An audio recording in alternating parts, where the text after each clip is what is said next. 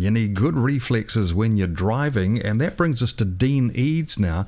Haven't seen you for ages, Dean. How you going, mate? Yeah, good, John. Good. Yeah, back on the radio, which is something very natural to you.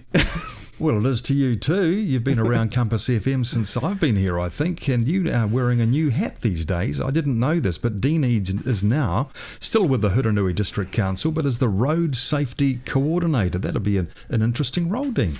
Yeah, absolutely. You get to work with all the different agencies from the police to ACC, the AA, working and advocating for safer road practices, skills increases, all that kind of good stuff. So to keep our driving public, especially the ratepayers and the people who live within the North Canterbury area, including Waimak, Kaikoura, Huranui, and then also to inform and educate those people that traverse through our districts, as the majority of people that on our roads are on the state highways. Yep, absolutely. And we've got some challenging roads, that's for sure, in the North Canterbury area. What's been some of the recent activity, Dean, for you as the Road Safety Coordinator? Hey, so coming in through out of my old role and into the new, working with Charlie Hutt, who's been filling in the interim as a Road Safety Coordinator, and dare I say, doing a absolutely fantastic job.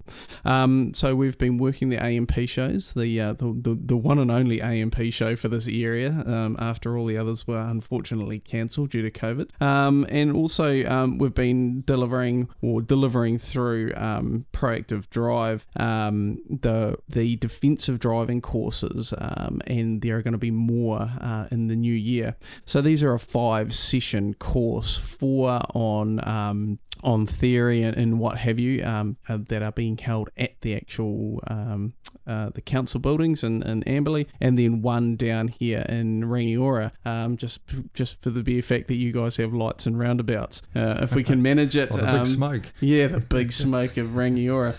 If we can manage it, and that we can create a lights system or an acceptable lights and roundabout system anywhere else in the district, even if it's only for the duration of the course, we'll definitely look at doing that. Okay, so a 5-session course, and more are being planned for the next year, I believe. Yes. Also, I believe, Dean, there is a district-wide school bus signage thing happening, yeah? Yeah, absolutely. So this has been in the wings for a wee while. Lights and flashing lights and what have you are going to be attached to the back of school buses, just to remind people and to bring to drivers' attentions that their school buses are working. Currently, it's going to be a little bit well modelled off the Torless bus companies' flashing lights that they have on their school bus runs, and Harkness buses are going to be trialling that for the Huranui. There has been a bit of a recce on the lights, on the systems and what have you. We'll provide the lights, they'll get them all jacked up into their buses, and that should hopefully bring the attention back to those drivers that don't respect the school buses. Now remember, team, if you're driving past a school bus, what's the speed limit? It's 20k either way. It doesn't matter if you're on the same side of the road as the school bus or passing in the opposite direction. Slow down. And if you got people behind you, pop your hazard lights on, slow down, and once you're past the area, hazard lights off and carry on. Yep. And Dean, I'd imagine you're continuing to advocate for road safety improvements over the whole district, yeah?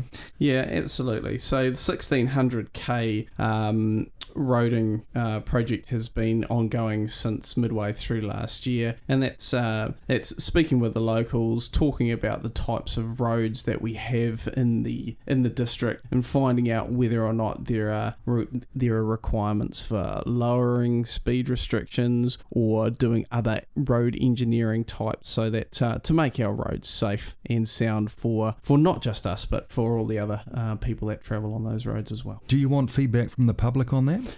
That has already been sought. So at the moment we're heading to council with those submitters' arguments and forwards for that as well. Okay. So what about conduct, safe conduct around train tracks? Oh, definitely. It's one of those things that we always, it's always on our radar and should always be on your radar out there in driver land as well.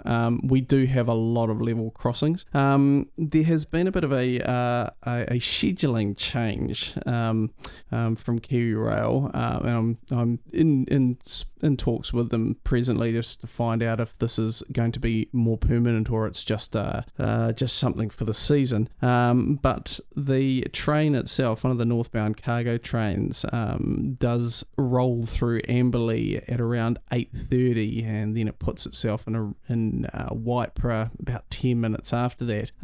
But that's unfortunately exactly the same time as a lot of our children are heading to school in those two locations. So be very aware that there is a train rolling through that area, and we are going to be working with Kiwi Rail if this is a more permanent schedule change to look around safer crossing areas around that lines. Yeah, and I think the rule of thumb, Dean, is always expect a train any time. Yeah, absolutely.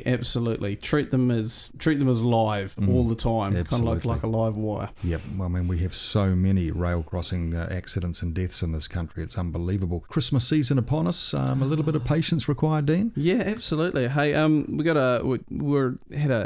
a meeting with Vaughan Lapsey, the senior sergeant, Canterbury Highway Patrol, and also the senior crash unit in North Canterbury, and also talking with the truckies and the AA and ACC. We are going to have a lot of people, a lot of Kiwis on the road the summer holidays. You know, we can't go anywhere else, so we're going to be looking at our own backyard, and it's one of those do something New Zealand has really kind of has come to the fore. Patience. If you think it's going to take 2 hours, just plan for maybe 2.5.